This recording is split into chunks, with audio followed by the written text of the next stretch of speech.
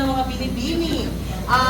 Kami ay mula sa pangkat ng mga Jade at ako si Ginoong Kel Rakisa. At ako naman si Archie Peña. Naririto kami upang ipahayag sa inyo kung ano ang kultura ng mga mangyan. Ang kultura po ng mga mangyan ay mayaman po sila sa kakaiba nilang tradisyon. Tradisyon po, magmula po sa kanilang paniniwala hanggang sa kanilang mga lingwahe at pagsikat. Marahil nagtataka po kayo kung bakit namin ginawa ang pagsayaw, pagkanta at pagdula. Ginawa namin ang pagdula upang ipakita sa inyo kung ano ang naging buhay ng mga mangyan. Gumawa rin po kami ng sayaw na gumagawa ng isang ritual.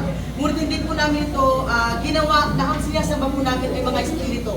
Dahil ang sinasamba po namin ang Panginoong Diyos. Ikatlo, ginawa po namin na ang kanta na iyon upang ipahayag sa inyo na okay po ang buong Jade at kami po ay magkakaibigan. Walang gulo, walang away.